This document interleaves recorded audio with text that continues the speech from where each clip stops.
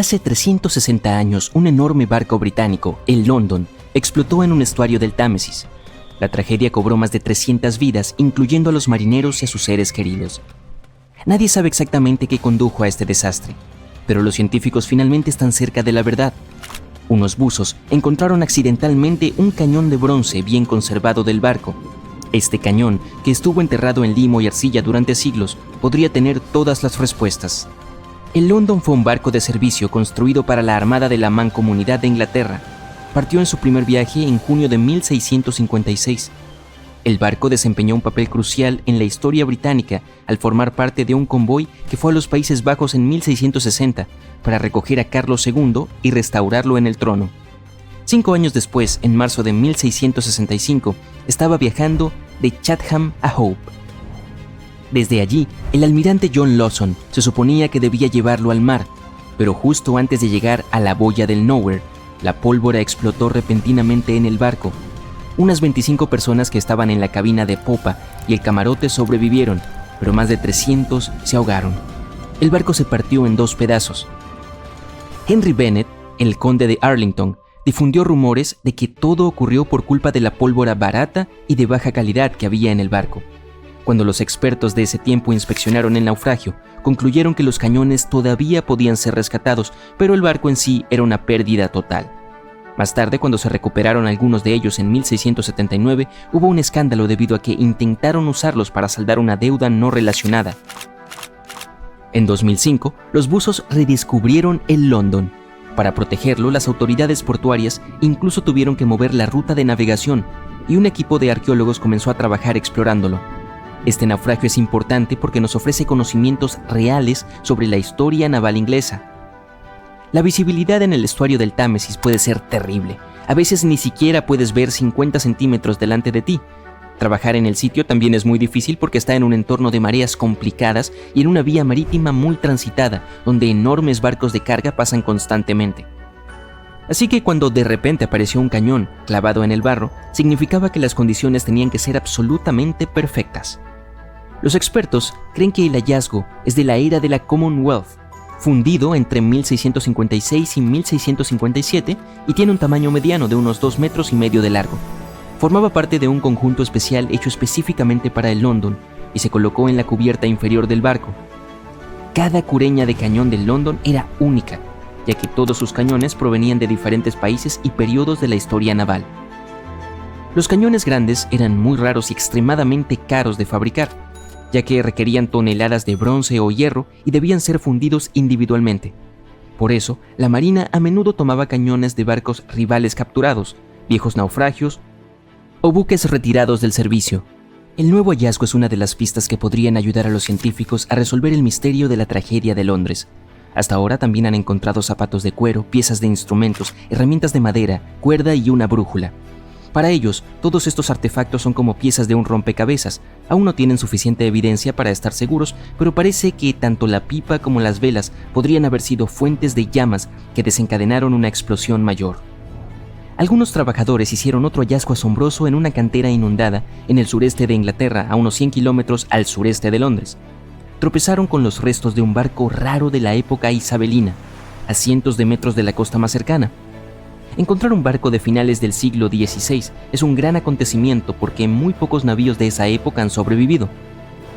Y estudiarlo podría ayudar a los científicos a responder algunas grandes preguntas sobre una era importante de la historia, cuando Inglaterra se estaba convirtiendo en un actor principal en el comercio europeo. Hoy en día, el sitio de la cantera se encuentra a unos 300 metros del mar, pero en el siglo XVI era parte de la costa. Los arqueólogos piensan que el barco se hundió en un cabo rocoso o alguien lo dejó allí cuando estaba demasiado dañado para seguir navegando. Aún no lo han identificado, pero estudiaron más de 100 piezas de su casco de madera, leyeron los anillos de los árboles y descubrieron que fue construido con robles ingleses talados entre 1558 y 1580.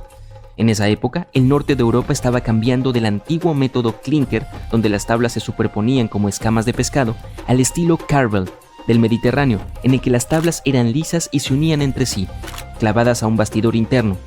La madera vieja se suele pudrir rápidamente cuando está expuesta al aire o al agua. Pero si está enterrada bajo una capa gruesa de lodo o limo sin oxígeno, puede sobrevivir durante siglos. Y eso es exactamente lo que ocurrió aquí. El equipo está utilizando escáneres láser y fotografía digital para documentar todo sobre el naufragio. Una vez que terminen su investigación, planean volver a enterrar las maderas bajo el limo en el lago de la cantera para que el barco pueda permanecer allí seguro por muchos siglos más. En Noruega, un equipo de arqueólogos encontró un barco en un lugar aún más inesperado. En un campo llano. Hay una colina llamada Montículo Gjell. En realidad es un enorme monumento funerario que los mismos vikingos construyeron. El agricultor, que es dueño del campo, quería cavar algunas zanjas de drenaje, pero primero necesitaba que los expertos revisaran si había algo importante bajo tierra. Los arqueólogos utilizaron un georradar de alta resolución, acoplado a un vehículo similar a un tractor. Al escanear el campo, descubrieron que estaba lleno de montículos funerarios. Al menos 8 nuevos que nadie había encontrado antes, y debajo de uno de los montículos, el radar captó el contorno de un barco. En la época de los vikingos, los barcos eran extremadamente valiosos, por lo que solo los enterraban con personas muy importantes. Los científicos solo han encontrado 3 entierros de barcos en toda Noruega, y este es el primero nuevo en años. El equipo cree que este barco es de la época vikinga, probablemente entre los años 500 y 1000 después de Cristo. Y como el túmulo funerario que lo cubría se aplanó con el tiempo, el barco ahora está a solo medio metro debajo del suelo, muy cerca de la superficie. Mide cerca de 20 metros de largo y el radar mostró que partes como la quilla y las tablas del suelo están preservadas. Los arqueólogos planean explorar más utilizando herramientas no invasivas para no dañar nada por accidente. Si es necesario, comenzarán una excavación. Muy lejos de Noruega, en el desierto de Namibia, un minero en busca de gemas encontró accidentalmente un naufragio legendario de casi 500 años de antigüedad. Los trabajadores llamaron a un arqueólogo para examinarlo y pensaron que debían ser los restos de un buque mercante portugués, el Bom Jesus, que había desaparecido misteriosamente en el siglo XVI. El Bom Jesus había partido de Lisboa cargado de tesoros con destino a India, pero en algún lugar del extremo sur de África, una tormenta brutal lo arrojó contra la costa de Namibia. El barco se estrelló contra las rocas, se desintegró y desapareció bajo las olas. Cuando los arqueólogos exploraron el naufragio, encontraron partes del barco esparcidas por la costa y enterradas bajo una gruesa capa de arena, lo que en realidad salvó a los restos de pudrirse. Incluso descubrieron tesoros, más de 40 toneladas de carga que se habían derramado del cofre del capitán bajo el agua cuando se rompió el casco. Había cañones, espadas, telas, herramientas que los marineros usaban para navegar guiándose por las estrellas y lo más importante de todo, 1845 lingotes de cobre, piezas sólidas de metal que pesaban en total entre 16 y 17 toneladas. Los científicos pudieron incluso leer las antiguas marcas comerciales estampadas en los lingotes y revelaron así que fueron hechos por una rica compañía comercial alemana. Y luego estaba el gran premio, más de 2.000 toneladas de oro y plata de todo el mundo, Portugal, Venecia, Francia y los estados moros, además de 105 colmillos gigantes de elefante que pesaban cerca de 2 toneladas. Los colmillos probablemente iban camino a convertirse en artículos de lujo como joyas y finas tallas. Pruebas de ADN mostraron más tarde que el marfil provenía de elefantes del bosque y la sabana del oeste de África. Sin embargo, no encontraron muchos huesos, lo que significa que la tripulación o bien logró escapar o se perdió para siempre en el mar. El mar, esa bestia acuática implacable, lleva siglos desafiando todos los intentos de domarlo. Muchos barcos impulsados por el viento han atravesado las zonas más duras del mundo. Algunos han sobrevivido a la lucha con el mar y muchos han salido mal parados. Es el año 1834. Un barco llamado Pilgrim está poniendo rumbo para navegar desde California a Boston. El viaje dará la vuelta a Sudamérica y luego pasará por el Cabo de Hornos, en Chile. Richard se alista como marinero mercante a bordo del Pilgrim. Este es su primer viaje en el mar. La tripulación le cuenta a Richard historias sobre el paso Drake, frente al Cabo de Hornos, una ruta legendaria por sus peligros. Innumerables barcos y marineros han desaparecido en esas aguas. Desde que se descubrió el Cabo de Hornos en 1526, todos los que han navegado alrededor de él se han dado cuenta de que es la prueba definitiva de la habilidad de cualquier marinero y de la fuerza de cualquier barco. Los que han sobrevivido a la travesía llaman al Cabo de Hornos la pesadilla de los marineros. Jack, el timonel, un veterano, dirige el barco hacia esta ruta, la más peligrosa de todas. Jack ha estado a bordo del Pilgrim desde que se puso en marcha en 1825. Ha pasado muchas veces por el Cabo de Hornos y cada vez ha aprendido una lección diferente de las pruebas que ofrece el mar. El Pilgrim ha sido reformado desde su último viaje, hace 1 año. Richard valora la experiencia de Jack, dado que es su primer viaje en el mar. Jack le asegura a Richard su confianza en el Pilgrim, a pesar de que solo es un pequeño velero de madera con 2 mástiles. Jack es consciente de que las embarcaciones de madera se están quedando poco a poco anticuadas, sustituidas por los nuevos barcos de vapor. Pero Jack prefiere la maniobrabilidad del Pilgrim, y lo preferiría a los barcos de acero sin dudarlo. Richard está encantado de estar a bordo. Hay mucho que explorar en la vida como marinero mercante, pero el sujeto batalla en equilibrar el barco. Los fuertes vientos hacen que el Pilgrim se mueva más rápido, proporcionando a Richard una rápida introducción a la vida en el mar. Al mismo tiempo, nada puede prepararlo para lo que va a vivir en el Cabo de Hornos. Es el punto de tierra más meridional antes de la Antártida. La brecha entre el continente helado y el Cabo de Hornos alberga el tristemente célebre Paso Drake, de aproximadamente 1100 kilómetros entre el Cabo de Hornos y la península antártica. Los fuertes vientos proporcionan un viaje ininterrumpido hacia el Cabo de Hornos. Pero como le dice Jack a Richard, los vientos están más concentrados en el Paso Drake. Crean un efecto de embudo, volviéndose más fuertes e imprevisibles. Richard no está seguro de lo que esto puede significar para el Pilgrim, pero entiende que no hay una ruta más fácil para viajar por Sudamérica. Pasan algunos días. El Pilgrim navega junto a las numerosas islas que conforman la costa oeste de Chile. Aunque el mar ha estado relativamente tranquilo, Richard sigue lidiando con su falta de equilibrio en el barco. Sus movimientos siguen siendo poco elegantes. El constante balanceo de la cubierta sube y baja, y a Richard le cuesta acostumbrarse al movimiento. Grandes olas aleatorias golpean al Pilgrim desde todos los ángulos. El barco se acerca rápidamente al Cabo de Hornos. Richard mira hacia las grandes y estruendosas nubes negras en la distancia. «Bienvenido al Cabo de Hornos», dice Jack, medio riendo. La sonrisa irónica de su rostro pronto desaparece. El hombre se pone serio, sabiendo lo que les espera a todos. Los vientos más fuertes empiezan a agitar las velas mientras la tripulación se esfuerza por aferrarse a las cuerdas. Richard se pone desesperadamente a ajustar las velas de popa, adaptándose al constante cambio de los fuertes vientos del sur. Jack se mantiene firme al timón, consciente de la importancia de su papel. Es cauteloso del oleaje, que puede aumentar muy rápidamente cuanto más al sur viaje. Es crucial que el Pilgrim no se aventure demasiado cerca del Cabo de Hornos cuando se acerquen. La gran oscuridad que había en la distancia ahora está a su alrededor, llenando el cielo en todas las direcciones. Las nubes ennegrecidas lanzan lluvia y granizo sobre la tripulación, mientras intentan resistir el clima enfurecido. El capitán dirige el timón, cambiando la dirección de la nave. La temperatura ha descendido considerablemente, manteniendo a duras penas el agua fuera de sus ojos. Se vuelve hacia la proa de babor para proporcionar a su cara un breve descanso del tormento del viento. Mirando a lo lejos, el hombre ve el Cabo de Hornos solo, rodeado de niebla. Es una visión inquietante. Dirige el Pilgrim a lo largo de la cara del Cabo de Hornos. La distancia se acorta. Las olas se reducen en altura, ya que las profundidades se vuelven más superficiales, pero estas olas son mucho más pronunciadas y su ángulo puede causar más daño a la embarcación de madera. Jack no está seguro de la cantidad de estas olas que el Pilgrim puede soportar antes de que el casco se rompa. Richard, aún apostado en las velas de popa, observa el agua y los icebergs que flotan. No está seguro de su tamaño, ya que la mayoría están ocultos bajo el agua, pero sabe que debe alertar a Jack si alguno se acerca demasiado. Un solo iceberg que golpea al Pilgrim será todo lo que el casco pueda soportar. Obedientemente mira por encima de la borda y en la distancia. Los icebergs no son las únicas cosas que hay que tener en cuenta. Las olas son comunes en estos mares también. La conexión de los océanos Antártico y Pacífico, mezclada con el clima tormentoso, forma olas juntas. Y esto crea monstruosas olas mucho más grandes. Se sabe que estas olas alcanzan los 30 metros de altura. Pueden destruir la mayoría de los barcos a su paso. Seguramente será el fin del Pilgrim si se encuentra con una ola gigante. Las fuertes corrientes ajustan la ruta del Pilgrim, como si el Cabo de Hornos tratara de atraer al barco hacia sus bajos rocosos.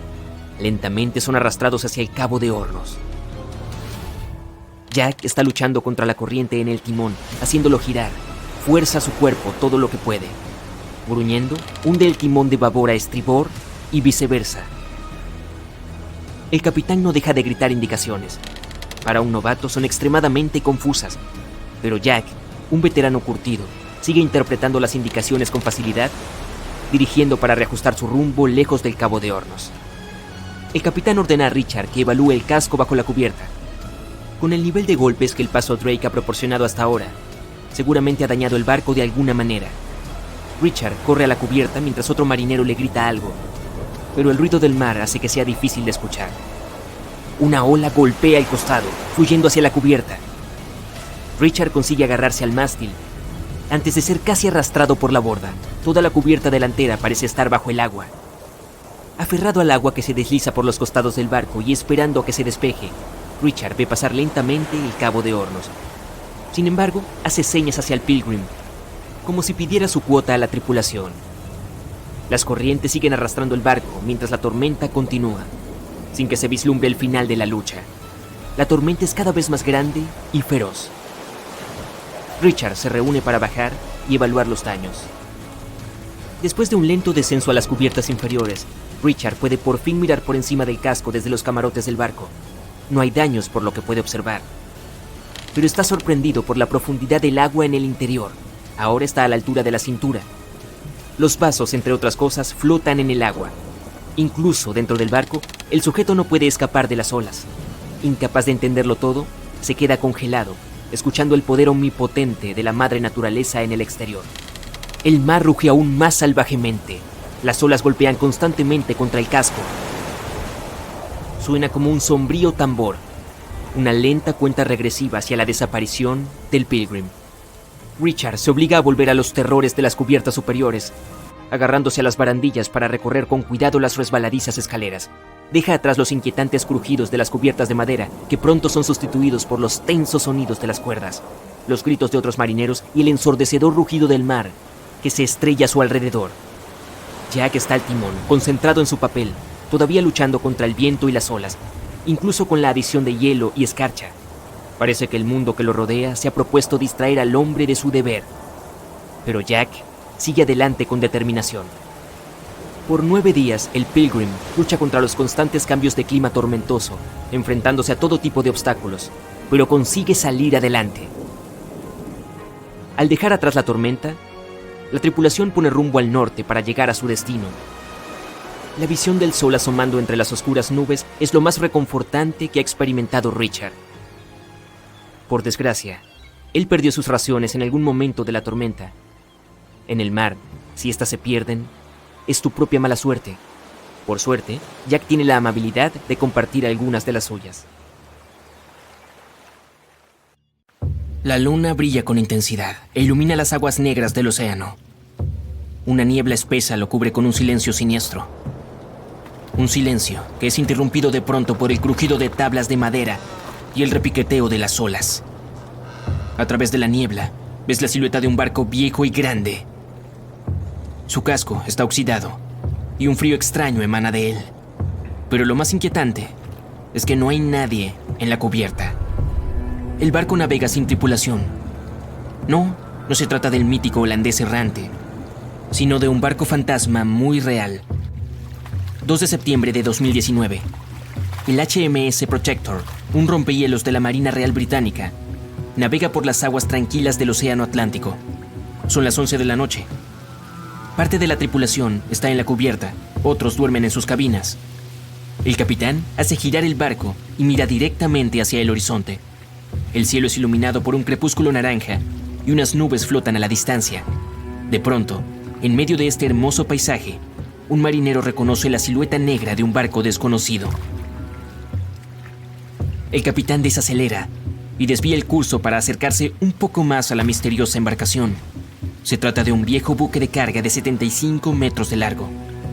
Los intentos por contactar a los miembros de la tripulación no consiguen nada. Es como si el navío desconocido flotara en el océano por cuenta propia.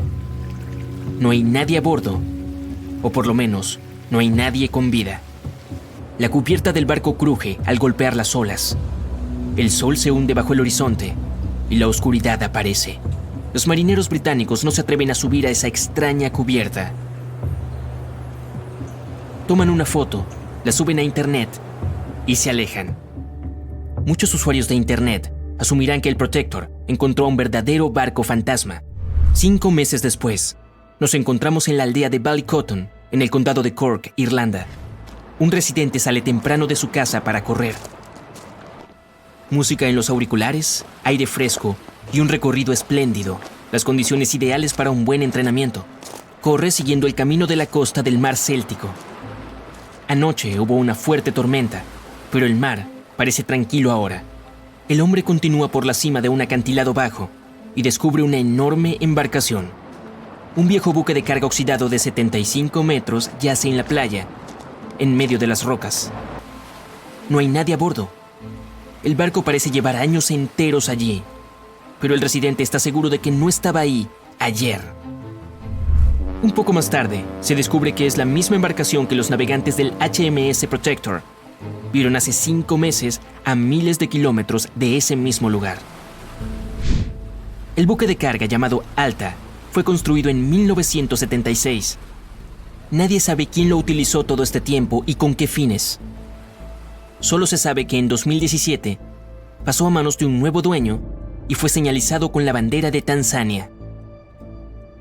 Es importante mencionar que casi todos los buques de cargo están equipados con SIA o Sistema de Identificación Automática, necesario para rastrear los movimientos de los barcos en el océano. Desde 2015 algo extraño comenzó a sucederle al SIA del Alta. El barco desapareció para los satélites y reapareció más tarde. A lo largo de los últimos años, cambió varias veces de nombre y bandera. No es sorpresa que su SIA se haya apagado y encendido en tantas ocasiones. Se dice que algunas personas hacen esto para ocultar actividades ilegales. El capitán del barco, sea quien fuera, claramente no quería revelar los movimientos del Alta. Para cuando fue detectado en 2017, el Alta había navegado cerca de las ciudades portuarias griegas. Hizo 12 paradas en 3 de esas ciudades en diferentes partes de Grecia. Luego, la señal del SIA desapareció. 10 meses después, reapareció cerca de la costa norte de África, a 2.000 kilómetros de Grecia. En septiembre de 2018, el barco navegaba a unos 2.200 kilómetros al sureste de las Bermudas. Fue entonces cuando los miembros de la tripulación comenzaron a tener problemas. Había 10 personas a bordo del Alta. El 19 de septiembre, el motor del barco se descompuso en medio del océano Atlántico. La costa más cercana se encontraba a una gran distancia. El barco perdió el rumbo. Los días pasaron, pero la tripulación no lograba repararlo. Los suministros de comida escaseaban. La tripulación comenzó a entrar en pánico e intentaban contactar a alguien. La situación empeoró cuando se descubrió que un fuerte huracán se acercaba al lugar donde el Alta se había descompuesto. La tripulación se comunicó con la Guardia Costera de los Estados Unidos. El 2 de octubre, un helicóptero partió en dirección al buque y les dejó comida y agua. Con eso debía bastar para que la tripulación sobreviviera varios días. Una semana después, un bote de rescate navegó unos 2.400 kilómetros para dar con el Alta y ayudar a los marineros varados. Poco después del inicio del huracán, los rescatistas estadounidenses tuvieron éxito. Toda la tripulación fue llevada a Puerto Rico. El Alta permaneció a la deriva en el océano. Poco después, otro barco llegó y lo remolcó hacia la costa de Guyana. Fue entonces cuando algo salió mal, otra vez. El barco fue secuestrado. ¿Quién lo hizo y por qué? Todavía es un misterio. Pero después, por alguna razón desconocida, los responsables decidieron abandonarlo a su suerte en medio del océano. Durante casi un año, la ubicación del barco no pudo ser rastreada. Después, en septiembre de 2019, la Marina Real Británica lo encontró. Se desconoce cómo fue que el Alta logró cubrir la distancia del Atlántico y terminar en la costa de Irlanda. Se inició una investigación en este último país. Es necesario identificar al dueño del buque y hallar a alguien responsable para que lo remolque. Pero desde entonces no han encontrado a nadie. En una ocasión, una persona desconocida llamó a las autoridades irlandesas y dijo ser el dueño del Alta, pero no ofreció ningún tipo de evidencia. Se encontraron varios barriles de petróleo a bordo. Para desmantelar el barco, las autoridades tendrán que gastar unos 10 millones de euros. Los residentes locales también están molestos con el naufragio. El metal corroído es malo para el medio ambiente. y unos chicos ya han subido a bordo. Publicaron un video en internet desde el interior del buque abandonado. El destino del Alta continúa sin resolverse. Aún permanece ahí. Ese barco navegó solo 2 años por el océano. En cambio, imagina si otra embarcación hiciera lo mismo durante 38 años. En todo ese tiempo, nadie logró capturarla, y las personas aún siguen buscándola. Ese barco se llama SS Beichimo. Se trata de un buque mercante propiedad de una empresa comercial canadiense. En 1931, el barco quedó atascado en el hielo cerca de la costa de Alaska. Una fuerte tormenta de nieve se desató. La tripulación esperó una semana antes de que se terminara, pero solo empeoró. Un día, el clima mejoró un poco y una parte del grupo fue evacuada a la ciudad más cercana. El resto, junto con el capitán, instaló un campamento cerca del barco. La tormenta volvió a estallar y no se detuvo por un buen tiempo. Era tan intensa que el capitán no podía ver lo que había a más de 1 metro de distancia. Por fin, cuando la tormenta pasó, el capitán descubrió que el navío simplemente había desaparecido. Supuso que el Beichimo se había hundido durante la tormenta. Una semana después, se le vio deambulando cerca del lugar donde se había perdido. El casco estaba tan dañado que no era seguro navegar en él. Así que el capitán decidió abandonarlo. Sin embargo, este no se hundió. Pasó 38 años a la deriva, recorriendo distintos puntos de la costa de Alaska. Más de una vez, las personas subieron a bordo, incluyendo a unos residentes nativos de Alaska y un grupo de investigadores. Los intentos de salvarlo del mar terminaron en fracasos. Las operaciones de rescate fueron saboteadas por el hielo a la deriva y el mal clima. La última vez que se le vio fue en 1969. El barco estaba congelado y bloqueado por el hielo. En 2006, el gobierno creó un proyecto especial para hallar al Beichimo. Sin embargo, en todos estos años, sigue sin aparecer. Su paradero es un misterio. Es probable que por fin haya encontrado la paz y que ahora descanse en el fondo del mar de Chukotka. El viaje comenzó como cualquier otro. El carguero SS Cotopaxi se dirige a La Habana, en Cuba, para entregar carbón. Es el 29 de noviembre de 1925. Para el capitán Mayer, su tripulación y el barco, que salieron del puerto de Charleston en Carolina del Sur, será el último viaje. Su ruta atravesaba el Triángulo de las Bermudas. 2 días después de haber zarpado, el Cotopaxi envió una señal de auxilio. Había sido víctima de una fuerte tormenta tropical que lo había llevado a volcar. El viento era muy intenso y venía acompañado de unos poderosos relámpagos. La lluvia llenó progresivamente la bodega del barco. De pronto, hubo un destello blanco y el barco desapareció sin dejar rastro. Sus restos fueron hallados en el desierto de Gobi, en una punta completamente diferente del planeta. Los 32 miembros de la tripulación, incluyendo el capitán, desaparecieron. Por supuesto, la parte del desierto de Gobi es ficción.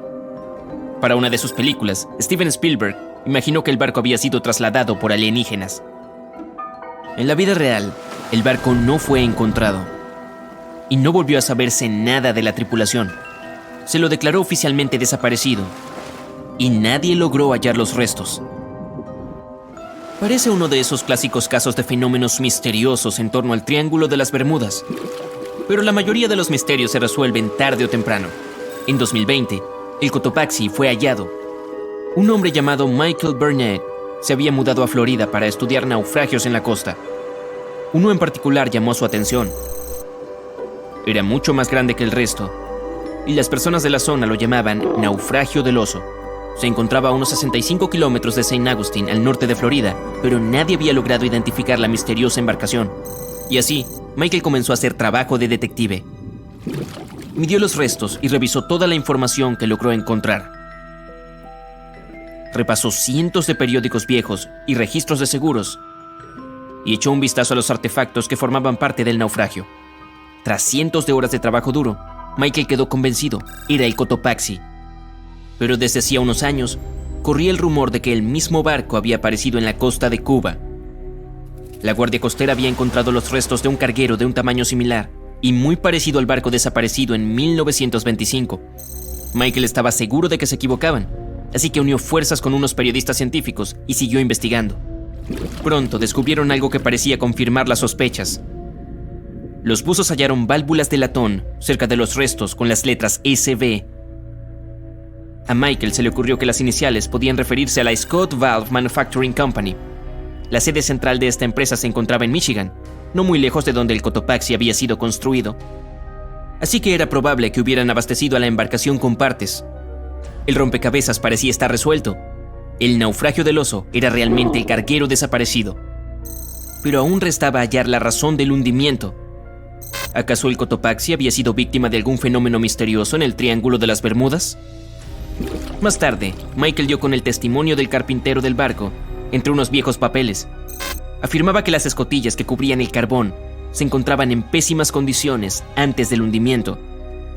Las reparaciones no habían sido terminadas cuando la tripulación recibió la orden de zarpar hacia Cuba. Así que si las tapas de las escotillas seguían rotas durante el viaje, el agua podría haber ingresado fácilmente e inundado la bodega durante la tormenta tropical. Esa fue la verdadera razón por la que el Cotopaxi se hundió. No había nada misterioso al respecto. Solo un error cometido por personas normales. Pero este es solo un ejemplo de las decenas o tal vez cientos de casos de barcos y aviones que desaparecieron en el Triángulo de las Bermudas. Y aún no podemos explicar algunos de esos incidentes. Pareciera que realmente sucede algo raro en ese lugar. Uno de esos extraños eventos tuvo lugar en 1948. Un avión con pasajeros se dirigía a Miami desde San Juan, en Puerto Rico. Desapareció en la misma región que el Cotopaxi. Las 32 personas a bordo se esfumaron sin dejar rastro. El clima estuvo despejado en todo momento. Los expertos creen que, cuando el avión se encontraba a unos 80 kilómetros de la costa, un viento fuerte podría haberlo golpeado y desviado su curso. Años después, un avión similar fue hallado en la zona del Triángulo de las Bermudas. El problema es que, debido a la falta de información, fue imposible determinar si se trataba del mismo vehículo. Pero algo aún más extraño sucedió un par de años antes, en 1945. 5 aviones desaparecieron al mismo tiempo. Unos pilotos en formación entrenaban sus habilidades de navegación aérea. Al parecer, una vez que terminaron, no lograron hallar el camino de regreso a casa y desaparecieron. Muchos asumen que simplemente se quedaron sin combustible. Eso parece probable, pero de todas maneras, las circunstancias fueron bastante extrañas. Los novatos eran supervisados por un piloto experimentado que contaba con más de 2.500 horas de vuelo. Él nunca habría permitido que un grupo de principiantes se alejara tanto de la base. Hoy en día, muchas personas siguen preguntándose qué sucedió. Algunos insisten en que los pilotos se toparon con algo sobrenatural en el Triángulo de las Bermudas. Pero, ¿quién sabe? Este lugar también fue testigo de otro fenómeno extraño que ningún experto ha sido capaz de explicar. Un viaje en el tiempo. En 1970, Bruce Gernon volaba un avión desde la isla Andros hasta la costa de Florida. Cuando se encontraba a 3.500 metros de altura, una nube gigante apareció frente a él. Su tamaño crecía y crecía, y a Bruce no le quedó más opción que atravesarla. Una vez que lo hizo, el avión quedó rodeado en una oscuridad total. Parecía que el día se había convertido en noche en una fracción de segundo. De pronto, unos destellos blancos comenzaron a interrumpir la oscuridad. Eran tan brillantes que iluminaban todo el cielo. Pero no eran rayos, aunque tampoco logró determinar qué eran. El avión pasó casi 1 hora atravesando la extraña nube. Bruce notó que cambiaba de forma con el correr de los minutos. El espacio que rodeaba el avión se convirtió en un túnel que se hacía cada vez más estrecho. La tensión crecía y crecía dentro de Bruce, que intentaba lidiar con los controles de su vehículo. Todos sus instrumentos y su equipo de navegación estaban como locos, y el sistema eléctrico había dejado de funcionar. De pronto, una luz blanca emergió en el otro extremo. Tal como en las películas, el avión escapó del túnel antes de que se cerrara en el último segundo. Todo estaba bien, pero ahora Bruce se encontraba rodeado de una neblina blanca. No tenía idea de dónde estaba. Por fin logró contactar al centro de control. Quedó impactado al descubrir que su avión ya estaba sobrevolando Miami. Era como si algo imposible hubiera pasado. Bruce debía cubrir una distancia de 400 kilómetros durante el vuelo, lo que suele llevar cerca de 1 hora y media, pero había llegado en apenas 47 minutos, casi la mitad del tiempo estimado. Cuando aterrizó, revisó el combustible que quedaba en el tanque y descubrió que había usado mucho menos de lo normal. Pero, ¿existe una explicación lógica para este avión que viajó en el tiempo? Bueno, los registros revelan que ese día se detectaron muchas manchas solares en la superficie del Sol. Además, había un fuerte viento solar. Eso podría haber provocado fácilmente que el equipo electrónico y los dispositivos del avión se volvieran locos. Pero, ¿qué hay de la misteriosa nube? La costa de Florida es el punto de encuentro de dos grandes corrientes de aire. Una tiene una presión alta y la otra una presión baja, lo que genera muchas nubes de tormenta. Pero las personas siguen discutiendo cómo fue que Bruce logró cubrir esa distancia tan rápido. Algunos afirman que un tipo misterioso de energía oscura fue la responsable. Otros dicen que se trata de una anomalía gravitatoria que alteró el espacio-tiempo. Y otros opinan que la historia de Bruce es un fraude. Aún no conocemos la verdad. Entonces, ¿existe realmente algo sobrenatural en el Triángulo de las Bermudas? ¿O acaso son solo coincidencias e historias inventadas? Lo cierto aquí es que en ningún otro lugar del mundo desaparecen tantos barcos y aviones como en el Triángulo de las Bermudas. Lejos en mar abierto, en un día perfectamente tranquilo, aparece un punto en el horizonte. Aumenta de tamaño a medida que se acerca, y pronto puedes ver que es un barco. Pero cuando lo miras a través del catalejo, un escalofrío recorre tu espina dorsal. El barco está en perfectas condiciones y su carga está a bordo, pero está completamente desprovisto de gente, flotando con indiferencia por la corriente. Eso fue lo que vio el capitán del Ellen Austin en 1881 y lo que trajo tantos pesares a su tripulación. En diciembre del año anterior, el Ellen Austin, un gran barco de 70 metros de eslora, salió del puerto de Liverpool para hacer su viaje a Nueva York.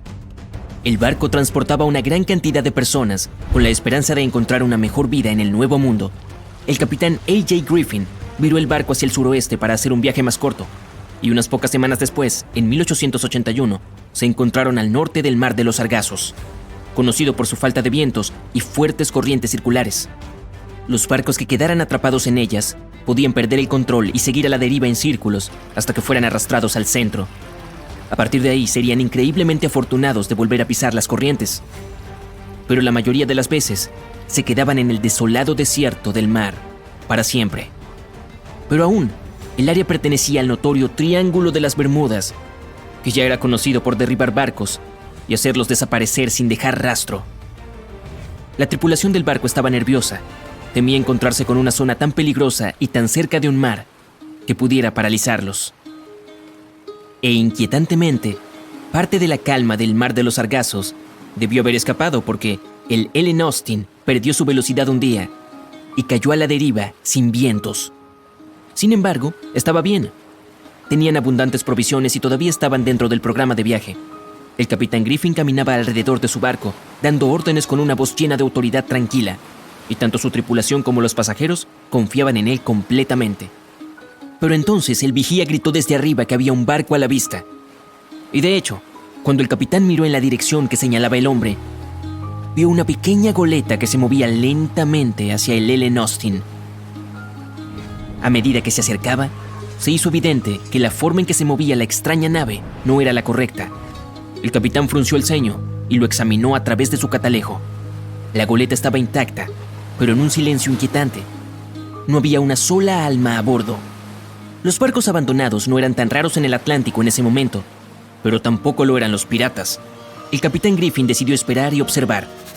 Después de 2 días, la goleta seguía igual de tranquila, y el capitán finalmente pensó que estaba bien ir a revisar. Tomó a un pequeño grupo de marineros y abordó el barco varado. No había nadie allí, pero la suerte parecía estar del lado de Griffin. El precioso cargamento de madera de caoba todavía estaba en las bodegas. El capitán regresó al Ellen Austin y ordenó a sus hombres más selectos que llevaran el pequeño barco a Nueva York. Los ánimos de la tripulación se levantaron con la perspectiva de las riquezas que les esperaban a su llegada. Cuando los vientos volvieron a soplar fuerte, el Ellen Austin continuó su viaje, con el barco sin nombre siguiéndolo. Pero después de un par de días, los 2 barcos quedaron atrapados en una poderosa tormenta y se separaron. El viento, la lluvia y las olas los azotaron durante varios días seguidos. Cuando el tiempo finalmente se despejó, el capitán Griffin ordenó encontrar la goleta. Buscaron un día entero hasta que finalmente la encontraron a la deriva, fuera del curso. Griffin llamó a sus hombres que habían quedado a bordo del barco pequeño, pero nadie respondió. un grupo de marineros fue a investigar y regresó con el rostro pálido de miedo. Toda la tripulación de la goleta había desaparecido durante la tormenta. Sin embargo, el capitán no era de los que estaban dispuestos a perder un hallazgo tan valioso y ordenó a otro grupo que tomara el control de la goleta. De mala gana, los marineros obedecieron y los dos barcos continuaron su viaje. Acordaron permanecer lo más cerca posible el uno del otro y tocar sus campanas a intervalos establecidos por la noche para que el otro barco supiera que estaban bien. Varias noches pasaron sin problemas, con las campanas repicando tranquilizadoramente cada hora.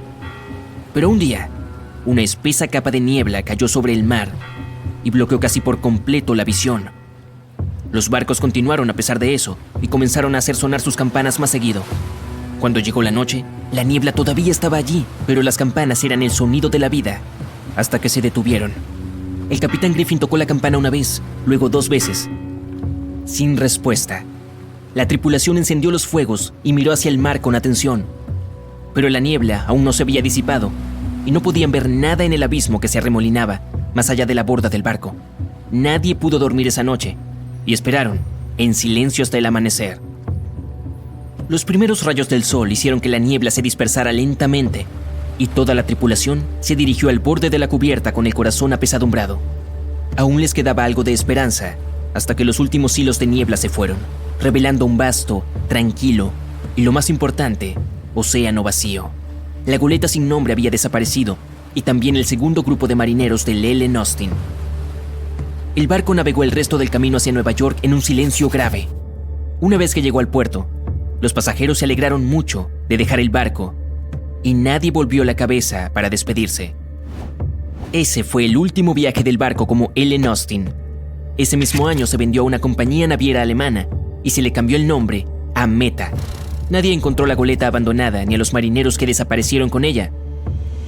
Y ese sería probablemente el final de esta historia misteriosa y no resuelta, si tuviera al menos un poco de verdad. En realidad, ninguna de las cosas enigmáticas de la narrativa sucedió. El Ellen Austin realmente salió de Liverpool y se dirigió al suroeste hacia Nueva York. Y su capitán realmente era A.J. Griffin y llevaba gente al continente americano. Pero a partir de aquí, la historia se desmorona. En primer lugar, el barco se fue demasiado al norte para pasar tan cerca del mar de los Sargazos. Simplemente no había razón para hacer un desvío tan amplio. A pesar de que los vientos del oeste eran fuertes, seguía siendo más rápido tomarlos de frente que ir en dirección sur. Así que el Ellen Austin probablemente no estaba cerca del mar de los Sargazos y del Triángulo de las Bermudas. En segundo lugar, se ha demostrado una y otra vez que el Triángulo no es más que una obra de ficción. De hecho, ganó popularidad a mediados del siglo XX.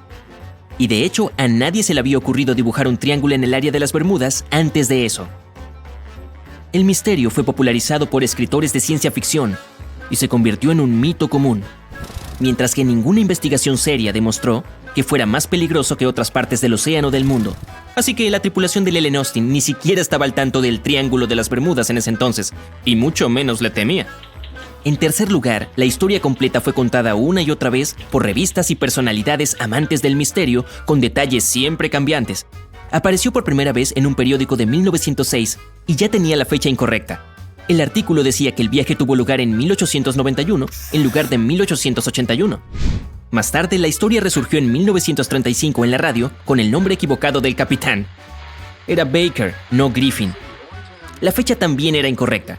Decían que el viaje se realizó en agosto de 1881, cuando el Ellen Austin ya se llamaba Meta. La leyenda creció con otros detalles extraños, como una ruta del barco de Londres a Terranova, que nunca fue el caso. Pero la desacreditación final provino de los archivos del Lloyd's de Londres, el mercado de seguros marítimos que guarda todos los registros de las rutas de los barcos comerciales y de emigración. Los documentos de allí dicen que en febrero de 1881, el Ellen Austin completó su viaje a través del Atlántico hasta Nueva York, sin incidentes. El capitán A.J. Griffin desembarcó del barco con toda su tripulación sana y salva y declaró que no había pérdidas de manos durante el viaje. El viaje duró más de 2 meses porque el barco tuvo que luchar contra los fuertes vientos del oeste que lo empujaban hacia Gran Bretaña. La tripulación informó que no hubo encuentros extraños en el camino y todo fue tan aburrido como era posible. E incluso los pasajeros debieron estar sonriendo cuando pisaron por fin el suelo estadounidense, sin darse cuenta de la falsa historia de la que estaban a punto de formar parte. El megalodón fue el tiburón más grande que jamás haya existido. No solo eso, fue uno de los peces y depredadores más grandes en la historia de la Tierra. Se sabe que alcanzaban longitudes de hasta 21 metros. Eso es más de 3 veces más que el tiburón blanco más grande registrado. También se ha descubierto que las hembras eran aproximadamente el doble del tamaño de los machos. El megalodón podría tragarse un automóvil pequeño sin que siquiera tocara sus dientes. Si hubiera habido automóviles en ese entonces, sus dientes podían crecer hasta más de 18 centímetros de largo. Parece que vamos a necesitar un barco más grande, y lo mejor es hacerlo con acero, ya que este tiburón puede roer fácilmente su camino a través de los barcos. El terror submarino podría cortar un barco por la mitad con la fuerza de mordida más alta jamás calculada para cualquier animal, vivo o extinto. La fuerza de su feroz mordida era de hasta 20 toneladas. Eso es alrededor de 108,000 veces la fuerza de un humano, y 10 veces la fuerza de la mordedura de un cocodrilo moderno. Su mordisco era tan fuerte que hace que el del T-Rex parezca tan poderoso como el de mi abuela después de que se quita la dentadura postiza. De hecho, el Meg era tan grande y poderoso que no tenía depredadores naturales. Era el rey sin corona de los mares, nadando libremente de océano en océano.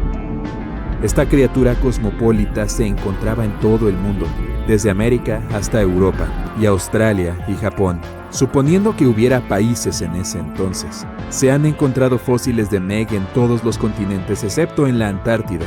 Todo el mundo se salta a la Antártida. La ciencia nos dice que el megalodón se extinguió hace más de 3,6 millones de años, pero ¿podrían seguir vivos en los lugares más profundos del océano? Solo se ha explorado alrededor del 80% del océano y su punto más profundo, la fosa de las Marianas, se encuentra a más de 11 kilómetros de profundidad, así que quién sabe qué acecha en el fondo. Sin embargo, si lograras bajar, es poco probable que te encontraras con un Meg. Estos tiburones, como nosotros, preferían las cálidas aguas costeras. La vida en las profundidades del océano sería demasiado fría para estas bestias y la comida escasearía. Todo su cuerpo también tendría que evolucionar para evitar ser aplastado por la enorme presión del agua ahí abajo. Es poco probable que todavía estén por aquí, pero no es imposible. Una buena noticia si te encuentras con uno es que es poco probable que el tiburón te coma. Eres una comida demasiado pequeña para el megalodón, incluso si tienes un par de amigos contigo. Este chico come ballenas que miden más de 15 metros de largo. Sin embargo, si tienes una fiesta en la playa, es una historia diferente. En una playa llena de bañistas, el tiburón muy bien podría llevarse a varios humanos a su boca gigante sin siquiera masticarlos. Pero espera, retrocedamos. ¿Cómo derriba un tiburón a una ballena de 15 metros? Primero muerde sus aletas, haciendo que la ballena no pueda alejarse nadando. Luego mastica como quien no quiere la cosa pieza por pieza. Debido a su tamaño, los tiburones tenían que consumir más de 1 tonelada de comida todos los días solo para mantenerse vivos. Como yo, toda esa comida hacía que el megalodón fuera extremadamente pesado. Oscilaban de 50 a más de 100 toneladas. Como contexto, eso es casi lo mismo que de 7 a 16 elefantes africanos machos adultos. Para consumir todo esto, sus mandíbulas tenían que abrirse bastante. Podían tener hasta 3 metros de ancho, lo suficientemente grande como para tragar a 2 humanos adultos, uno encima del otro. El temible nombre megalodón proviene de 2 palabras griegas, megas, que significa grande, y odón, que significa diente. Combinados significan diente grande y ciertamente hace honor a su nombre.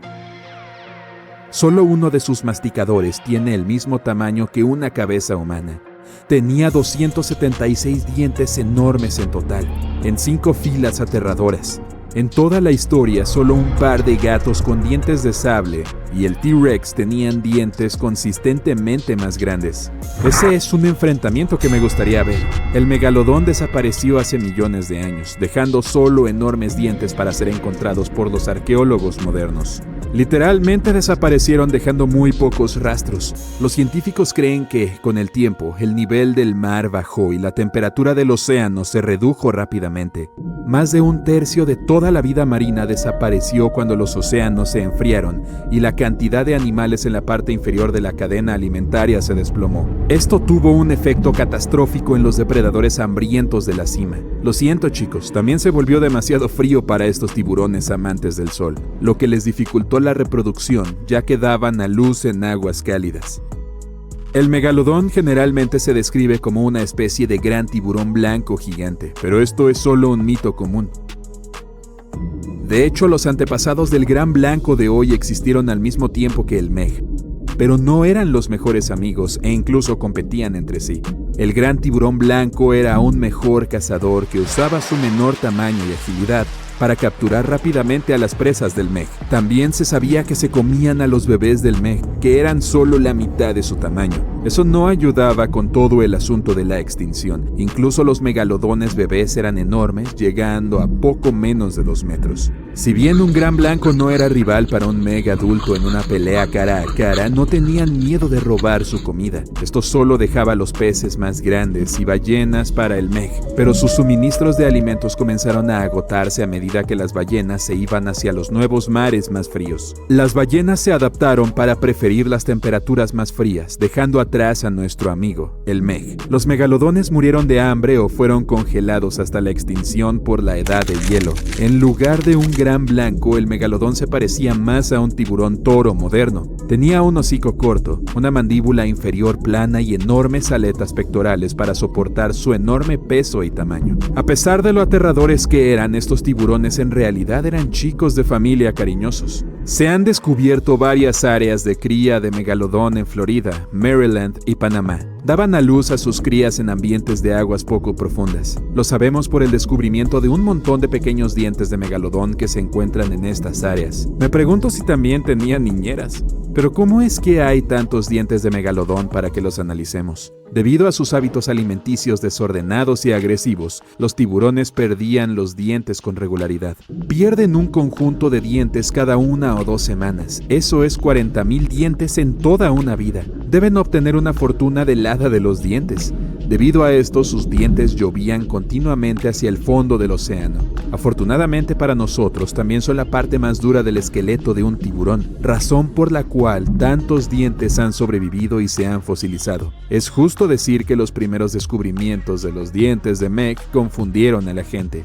Los primeros en descubrirlo pensaban que los dientes de Meg eran lenguas petrificadas de antiguas criaturas serpiente. Incluso solían llamarlos lenguas de piedra. También es un mito común que el megalodón existía al mismo tiempo que los dinosaurios. Aunque esto hubiera sido bastante bueno, los dinosaurios se extinguieron hace unos 66 millones de años. Pero los megalodones llegaron mucho más tarde. El fósil de Meg más antiguo tiene solo alrededor de 23 millones de años, pero es complicado precisar la fecha exacta. Después de todo, los calendarios aún no se habían inventado. Se extinguieron mucho antes de que los humanos evolucionaran. Los primeros Homo sapiens, que es un nombre elegante para los primeros humanos, surgieron hace unos 2,5 millones de años. Pero, ¿y si el megalodón no se hubiera extinguido? Las poblaciones de ballenas han disminuido drásticamente desde la época de estos chicos, por lo que habría muchas menos ballenas para comer. Las ballenas también se han vuelto mucho más inteligentes y han aprendido nuevos movimientos defensivos, lo que las hace mucho más difíciles de derribar. Se estima que consumían alrededor de 12 toneladas de comida al día. Si todavía estuvieran por aquí y comieran tanto, se verían obligados a comer peces más pequeños y apenas habría suficientes peces grandes para que nosotros, los humanos, sobreviviéramos. Los megalodones traviesos también podrían rastrear barcos de pesca y robarles. Es seguro decir que habría menos pescados en los pasillos del supermercado de tu vecindario. A medida que nuestras temperaturas oceánicas se calentaran nuevamente, los tiburones también prosperarían y se reproducirían más rápido que nunca. Habría más y más de estas máquinas gigantes para comer en el agua, lo que reduciría aún más nuestro suministro de pescado. También causaría problemas masivos a los buques de carga y cruceros. Imagínate entrar en contacto con uno de estos chicos malos mientras tomas el sol en la cubierta. Incluso los bañistas se verían muy afectados. Los megalodones dan a luz en aguas poco profundas, por lo que muchas de nuestras playas favoritas se convertirían rápidamente en peligrosos campos de cría de tiburones. Oye, ¿a dónde se fueron esos jugadores de voleibol de playa? Estaban jugando hace un momento. Si ya estamos felices de encontrar unos cuantos pesos que olvidamos en los bolsillos, imagínate toparte con 13 millones de dólares en un lugar donde jamás lo esperarías. Eso es exactamente lo que le pasó a un grupo de mineros de diamantes trabajando en el desierto de Namibia. En 2008, encontraron este tesoro increíble dentro de un naufragio que ocurrió hace más de 500 años. Y la historia detrás de este barco abandonado está llena de misterios. Todo empezó en 1533, cuando los portugueses construyeron este barco comercial especial. Se creía que este modelo era parte de una nueva clase de embarcaciones que eran más grandes, más eficientes y más resistentes que las anteriores. Portugal realmente necesitaba eso, ya que estaban dominando el comercio por todos los mares en ese momento. Así que el propósito principal de este barco era apoyar esas expediciones de larga distancia durante esta era súper próspera. El 7 de marzo, los portugueses decidieron probar su impresionante barco nuevo. Y en ese fresco día de primavera, grandes embarcaciones navegaron por el río Tajo hacia el Atlántico, con las banderas ondeando y telas coloridas colgando de sus altos mástiles. Ahí se fueron, dejando Lisboa, la capital de Portugal, y dirigiéndose hacia el oeste de India. Al menos, eso es lo que piensan los investigadores, ya que era una ruta bastante común para ellos en ese entonces. La mayoría de las veces, los portugueses buscaban especias. A principios del 1500, era bastante difícil encontrar cosas como canela, jengibre, clavos, pimienta negra y cúrcuma en Europa, así que tenían que ir a India por ellas. Desafortunadamente, uno de los barcos nunca llegó a su destino final. De hecho, para desesperación de la corte portuguesa, esta embarcación desapareció por completo, sin dejar rastro del naufragio. Y nunca encontraron a ninguna de las aproximadamente 300 personas a bordo. ¿Será que se desviaron tanto del rumbo que terminaron en las Américas o en alguna isla en el camino? Bueno, todo era posible. Y el barco, junto con el misterio de su desaparición, se volvió legendario. Adelantémonos más de 500 años hasta 2008.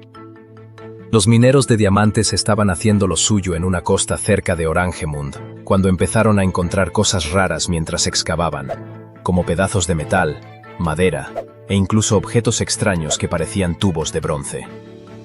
Eso definitivamente era raro, así que llamaron a un arqueólogo para averiguar qué estaba pasando.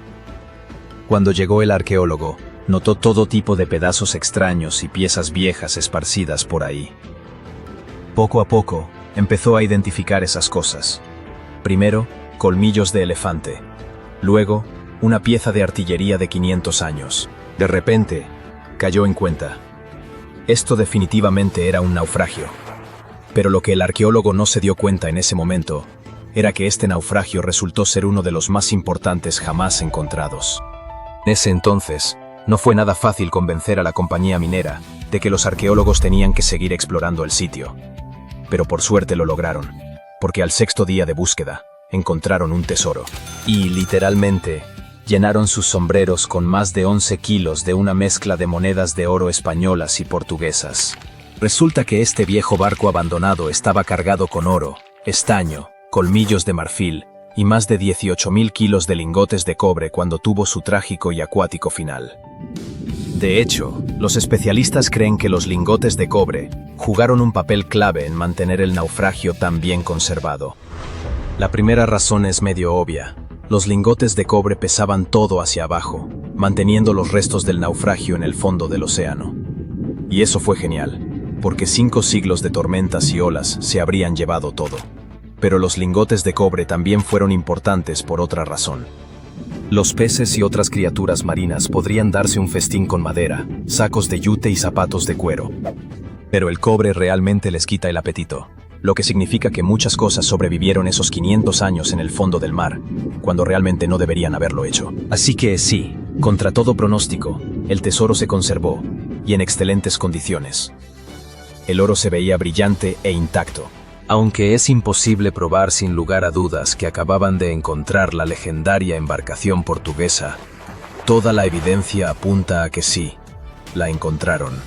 Una pieza de evidencia viene de un antiguo libro portugués que dice que entre 1525 y 1600, 21 barcos se perdieron camino a India, y uno de ellos de hecho se hundió en algún lugar cerca de Namibia, perdiéndose en la vuelta del Cabo de Buena Esperanza. ¡Bingo! Desde ese momento, los expertos han estado revisando los restos, midiendo, fotografiando y escaneando el sitio milímetro por milímetro con un escáner láser tridimensional de alta tecnología. Su objetivo era descubrir qué le pasó a este barco, o al menos acercarse a la verdad. La primera pregunta que tenían que responder era: ¿por qué estaba este barco tan cerca de la costa de Namibia? Estamos hablando de grandes marineros que probablemente sabían que ese tramo de costa era famoso por sus tormentas y niebla. ¿Qué pasó entonces? Parece que unos 4 meses después de su gran partida de Lisboa, la flota fue golpeada y dispersada por una enorme tormenta. Así que la explicación más probable es que la combinación de mal clima y carga pesada obligó al capitán a encallar el barco a propósito. Según una teoría, soltó las anclas delanteras y lentamente varó el barco. Luego golpeó una roca submarina en las olas, se volcó con las grandes olas, y todos los intentos de liberarlo fallaron. Empezó a desarmarse, comenzando por la estructura superior. En ese momento, el cofre del tesoro cayó de la cabina del capitán y se hundió hasta el lecho marino. Eventualmente quedó aplastado y atrapado, pero también estuvo protegido por un gran pedazo del costado del barco que se rompió cuando el casco se desarmó. Ok, pero ¿qué pasó con la gente a bordo? Las tormentas de invierno en la costa de Namibia pueden ser brutales, con vientos de más de 130 kilómetros por hora y olas enormes, haciendo casi imposible llegar a la orilla. Pero si la tormenta se calmó en algún momento, es posible que el naufragio tuviera sobrevivientes. O sea, sí encontraron algunos huesos de dedos de pie humanos, sugiriendo que al menos una persona no lo logró. Pero estos fueron los únicos restos humanos que se recuperaron. Tampoco encontraron muchas pertenencias personales, lo que lleva a los arqueólogos a pensar que la mayoría de la gente a bordo probablemente llegó a tierra, a pesar de que el barco se desarmó. Pero no podemos decir que esto fue un final feliz. Sí, la mayoría podría haber sobrevivido al naufragio, pero terminaron en uno de los lugares más duros de la Tierra, un tramo vacío de arena y matorrales por cientos de kilómetros. Era invierno, así que tenían frío. Estaban mojados y exhaustos sin esperanza de rescate. Nadie sabía que estaban vivos o dónde encontrarlos. Además, ningún barco probablemente pasaría por ahí, ya que estaban lejos de las rutas usuales. Regresar a Portugal parecía imposible. Después de la primera ronda de exploración, los investigadores encontraron que los restos del barco estaban esparcidos en 3 grandes secciones a lo largo de la costa de Namibia.